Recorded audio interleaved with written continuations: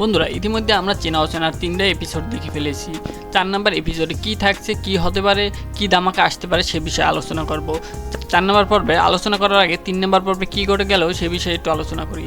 3 নম্বর পর্বে পরিবারের কেউ মেনে নিতে পারতেছে না নূরকে, কিন্তু দাদির কথা অমান্য করতে পারবে না। এদিকে আয়রাও খুব ভয়ে আছে এই পাতানো বিয়ে নিয়ে, আর মামিও মেনে নিতে পারতেছে না। এদিকে স্যামস তাকে এসে কনগ্রাচুলেশন জানিয়ে গেছে তার নতুন বিয়ের জন্য, কিন্তু আয়রার দাদি নূরকে এবং আয়রাকে টাকা দিছে যাতে তারা বিয়ের জন্য কেনাকাটা করে। তারপরে নূর ও আয়রা কেনাকাটা করতে গেল, বিয়ের জন্য যাবতীয় সব কেনাকাটা করলো এবং নূর তার দাদির জন্য একটা শাড়ি নিয়ে আসলো, কিন্তু সে নিতে চাইলো না। সে অনেকভাবে বলে কনভিন্স করছে যে আমার দাদি থাকলে কি আমি দিতাম না। আমরা লাস্টের দিকে দেখলাম শ্যামস এসে তাকে একটি গিফট দিছে, কিন্তু আয়রা সে গিফটটি নিতে চাইছিল না। এর ভিতরে পর্বটি শেষ হয়ে গেল।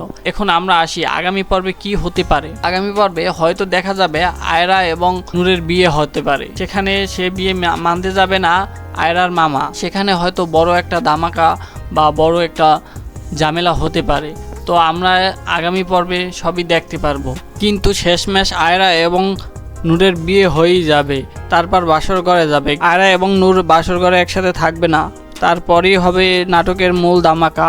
আর আগামী পর্বের সকল আপডেট পেতে আমার চ্যানেলটি সাবস্ক্রাইব করে রাখুন। সম্পূর্ণ নাটকটি দেখার জন্য ডিসক্রিপশন বক্সে লিঙ্ক দেওয়া আছে, লিঙ্কে গিয়ে সম্পূর্ণ নাটকটি দেখে আসতে পারবে। দেখা হচ্ছে পরবর্তী ভিডিওতে। ততক্ষণে ভালো থাকবেন, সুস্থ থাকবেন। আল্লাহ হাফেজ।